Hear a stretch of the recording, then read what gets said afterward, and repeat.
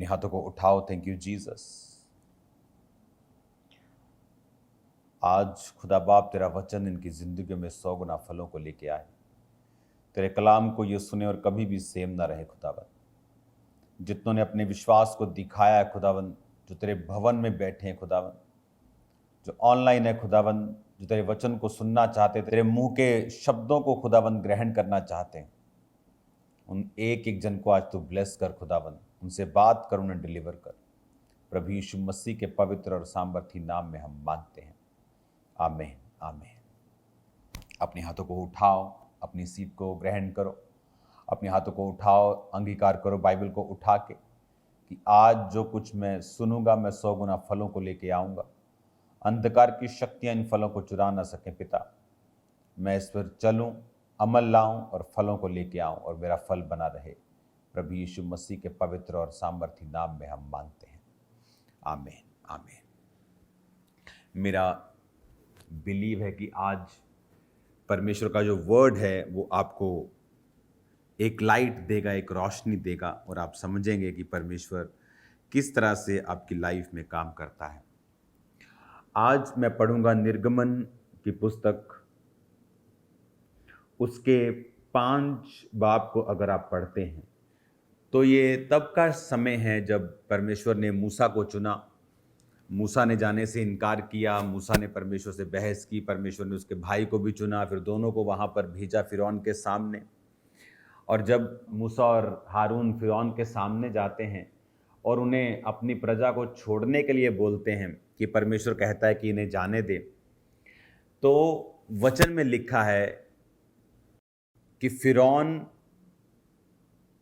अपने काम करने वाले प्रधानों को आज्ञा देता है कि उनसे ज्यादा काम लिया जाए। 5 बाब उनकी 9 आयत में लिखा, उन मनुष्यों से और भी कठिन सेवा करवाई जाए कि वो उसमें परिश्रम करते रहें और झूठी बातों पर ध्यान ना लगाएं। आप अगर शुरू से देखें, जब परमेश्वर ने अपने वचन को भेजा और उनका छुटकारा नजदीक था, तो वचन में लिखा है कि शैतान ने उन्हें और तंग करना शुरू किया। राजा ने कहा इन्हें और तंग करो, जो मिट्टी की ये ईंटें बनाते हैं और तुम इन्हें पुआल देते हो, वो भूसा जिसे बोलते हैं, जो उसमें डालकर वो ईंट बनती थी और स्ट्रांग होती थी, कि वो हम सप्लाई करेंगे, ईंटें ये बनाएंगे। लेकिन राजा ने कहा अब पुआल भी यही ढूंढेंगे, खेतों में जाएंगे, बाहर जाएंगे, सूखी घास ढूंढेंगे और ईंटें भी उतनी ही बनाएंगे।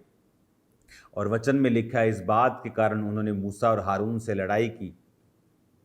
और मूसा और हारून परमेश्वर के सामने गए। मूसा ने प्रभु से कहा, प्रभु तूने इनका कुछ भी छुटकारा नहीं किया।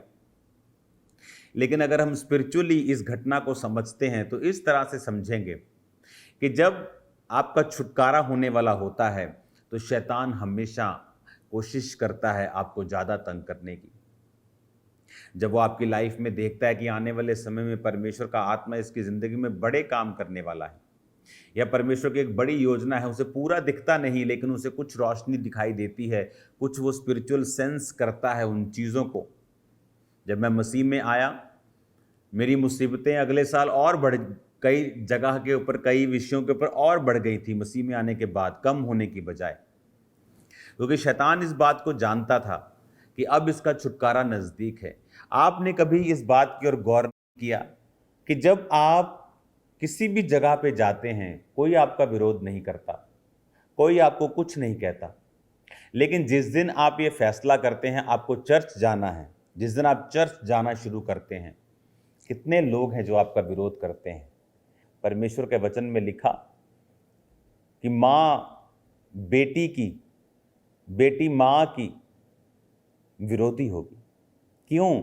जब वो परमेश्वर के वचन को मानने के लिए चल पड़ते हैं। तेरे बैरी घर के लोग होंगे। क्यों? ऐसा क्यों? क्या तुम कोई गलत काम कर रहे हो? जब तुम नशा बेचते थे, नशा खाते थे, जब तुम गलत काम करते थे, तुम्हारा कोई विरोधी नहीं था। लेकिन जैसे ही तुम परमेश्वर में आए, शैतान तुम्हारा विरोधी है, लोग तुम्हारे विरोधी हैं। मेरे नाम के कारण, यीशु ने कहा, तुम सताए जाओगे, मेरे नाम के कारण बहुत लोग तुमसे बैर करेंगे। आप इमेजिन करो, जिन लोगों को हम जानते भी नहीं, मिले भी नहीं, कभी बात नहीं हुई, वो लोग भी आपका विरोध करते हैं। क्यों? जिनका आपने बुरा नहीं किया, जो आपको जानते नहीं, आप उनसे मिले नहीं, आपकी उनसे कोई दुश्मनी नहीं, क्यों? आपने कभी सोचा? अब यहां पर जब शैतान ने देखा कि ये छूटने वाले हैं, उसने राजा के दिल में डाला कि इन्हें और तंग किया जाए। क्यों? परमेश्वर में आने पर ही विरोध हुआ। आप सब जगहों पे गए, आप कभी आपका किसी ने विरोध नहीं किया, लेकिन मसीहियत में ही जाने के का विरोध क्यों? क्योंकि शैतान को पता है कि आपका छुटकारा मसीहियत में है। उसको पता है कि जब एक व्यक्ति मसीह को अपना जीवन देता है और मसीह के अनुसार, उसके वचन के अनुसार अपनी जिंदगी को बिताना शुरू करता है, उसका छुटकारा नजदीक होता है। शैतान को मालूम था कि परमेश्वर ने अपने वचन मूसा और हारून के जरिए इनके जीवन में भेजे हैं और वो स्पिरिचुअली सेंस कर सकता था, इसलिए उसने और तंग करना शुरू किया लोगों को। लोग और दुखी हो गए, उन्हें लगता था कि ये और मुश्किल हमारे सिर पे खड़ी हो गई है कि अभी हमें पुआल भी जो है वो बटोरना पड़ रहा है।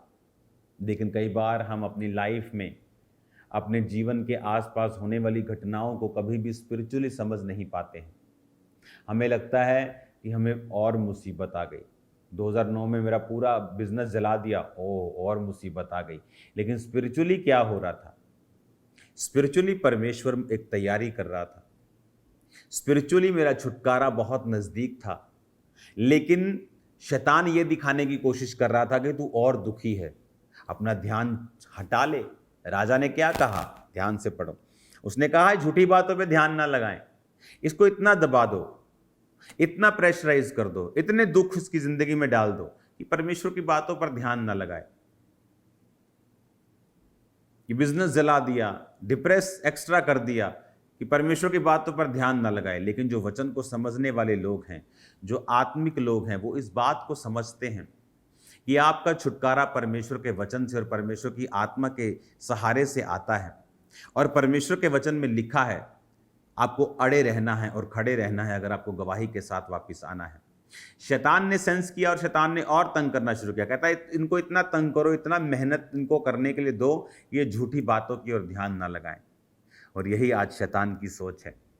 वो फंसाता है, इतना प्रेशराइज करने की कोशिश करता है कि आप मसीह की बातों की ओर ध्यान ना लगाएं। और मसीह की बातों में ही छुटकारा है। वो फ्रस्ट्रेट करने की कोशिश करता है, दुखी करने की कोशिश करता है। लेकिन जो स्पिरिचुअल लोग हैं, आपको ये बात समझनी है, आपका छुटकारा परमेश्वर के वचन के बीच में है।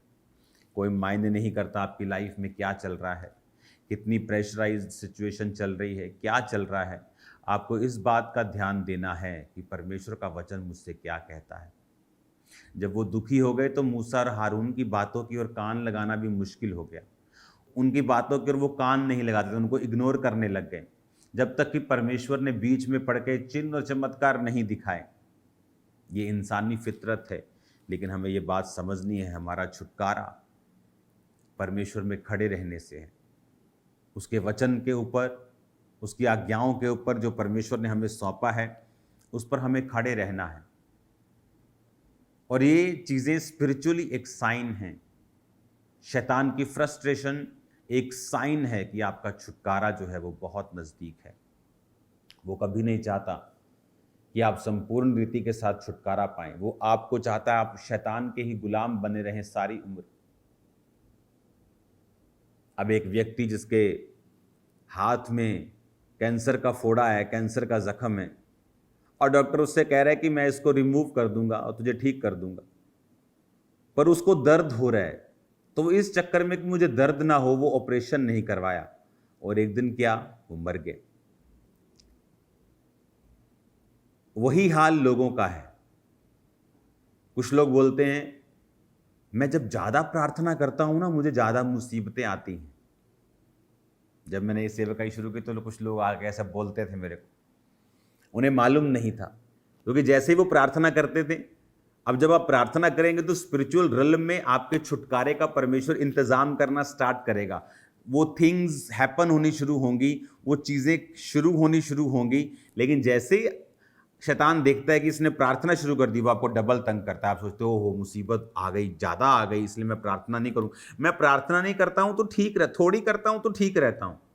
आपके कहने का मतलब है कि कैंसर का फोड़ा अगर मैं छेड़ूंगा नहीं तो ठीक रहूंगा, लेकिन आप कब तक ठीक रहेंगे?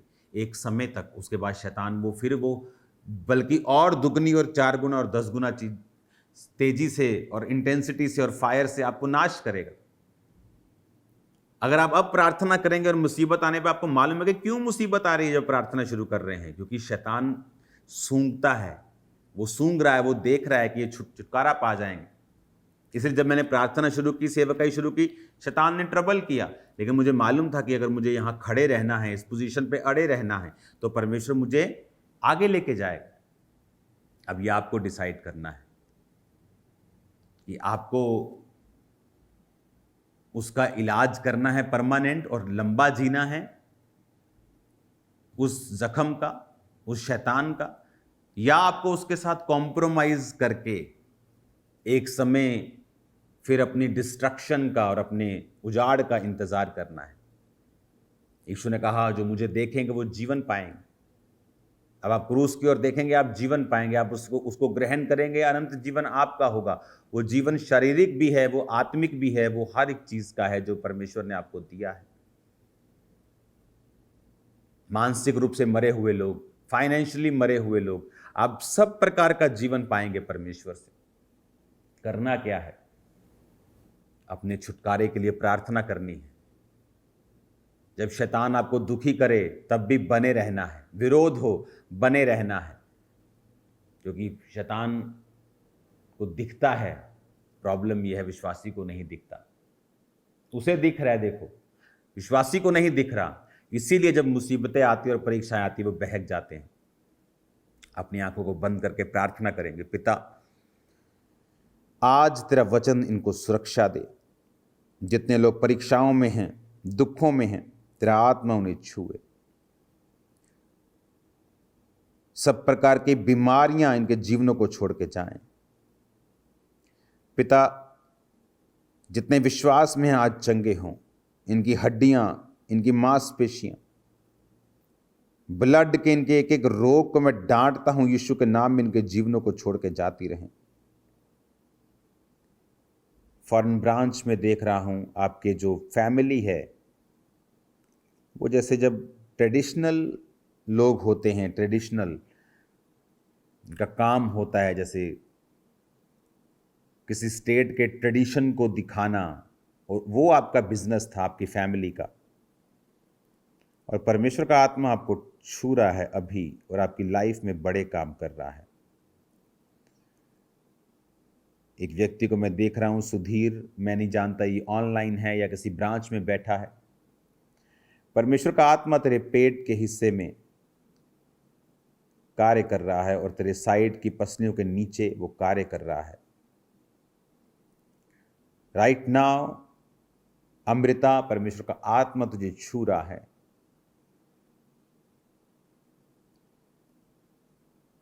तेरे रास्तों को वो साफ कर रहा है।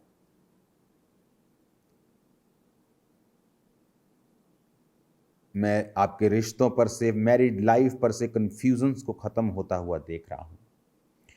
आज आपके ऊपर जब ले हैंड होगा रुमाल के साथ, बहुतेरे आशीषित होंगे और शैतानी काम आपकी जिंदगियों से खत्म होंगे।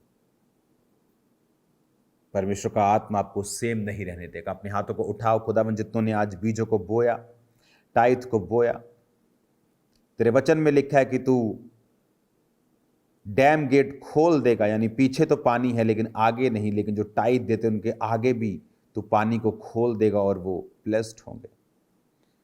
पिता, अपनी आशीष के दरवाजों को खोल और उन्हें आशीषित कर, उनके रास्तों को ओपन कर। छोटे बच्चों को मैं देख रहा हूं बहुत से रोगों में, जो आज खत्म कर रहा है परमेश्वर का आत्मा। खासकर जो ब्रांचेस में लोग बैठे हैं, फॉरेन ब्रांचेस में, अपने हाथों को उठाओ। Thank you Jesus. आज इन पर ले हैंड वो सेम ना रहें। सब बीमारियां, दुष्ट आत्मा इनको छोड़ के जाती रहें। तेरा आत्मा इन्हें ब्लेस करे, प्रभु यीशु के नाम में, आमीन, आमीन। यीशु नाम, यीशु नाम, यीशु नाम, यीशु नाम, यीशु नाम, यीशु नाम, यीशु नाम, यीशु नाम, यीशु नाम, यीशु नाम, यीशु नाम, यीशु नाम, यीशु नाम, यीशु नाम, यीशु नाम, यीशु नाम, यीशु नाम, यीशु नाम, यीशु नाम, यीशु नाम। बोले कलीसिया, यीशु नाम, यीशु नाम, तालियों के साथ फिर से। यीशु नाम, यीशु नाम, यीशु नाम, यीशु नाम, यीशु नाम, यीशु नाम, यीशु नाम, यीशु नाम, यीशु नाम, यीशु नाम, यीशु नाम, यीशु नाम, यीशु नाम, यही नाम लबों पे सुबह शाम, यही नाम, यही नाम लबों पे सुबह शाम। उठा के अपने हाथों को, यीशु नाम, यीशु नाम, यीशु नाम, यीशु नाम, यही नाम लबों पे सुबह शाम। सब गाए, यही नाम लबों पे सुबह शाम। फिर से, यही नाम लबों पे सुबह शाम, यही नाम लबों पे सुबह तालियों के साथ उसकी आराधना करें सब कलीसिया। आप सभी पेशेंट्स को आवाज आने तक हाथ को हिलाएंगे। मेक श्योर आप सभी के फोन के लाइट्स मोड ऑन होने चाहिए। अपने नोटिफिकेशन बार को चेक कीजिए, वहां से लाइट्स का मोड ऑन कीजिए। प्रमिता, प्रियंका, महेंद्र कुमार, पापों से मुक्ति देने वाला, पापों से मुक्ति देने वाला, जीवन में शांति भरने वाला, जीवन में शांति भरने वाला, जीवन में शांति भरने वाला, देता वो अब दिया नाम, देता वो अब दिया नाम, देता वो अब दिया नाम, यही नाम लबों पे सुबह शाम, यही नाम लबों पे सुबह शाम। तालियों के साथ, यीशु नाम, यीशु नाम, यीशु नाम, यीशु नाम, यही नाम लबों पे सुबह शाम, यही नाम लबों पे सुबह शाम। तालियों के साथ गाएंगे सब कलीसिया। यीशु नाम, यीशु नाम, यीशु नाम, यीशु नाम, यीशु नाम, यीशु नाम, यीशु नाम, यीशु नाम, यीशु नाम, यीशु नाम, यीशु नाम, यीशु नाम, यीशु नाम, यीशु नाम, यीशु नाम, यीशु नाम।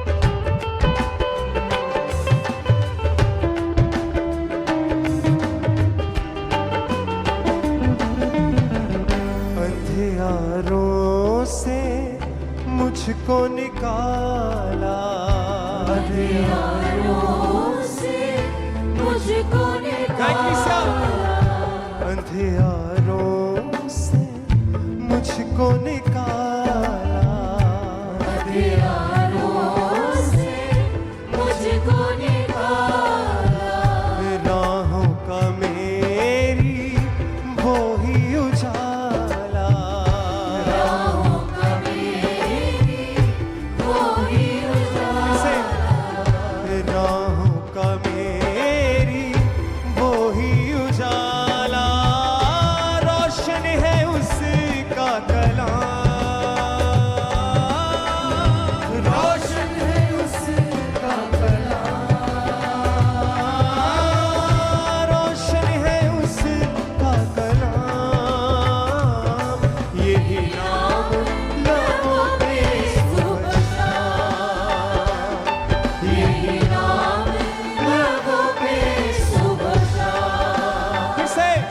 यही नाम लबों पे सुबह शाम। यही नाम लबों पे ताली के साथ ऊंची आवाज के साथ बोले कलीसिया, ये सुना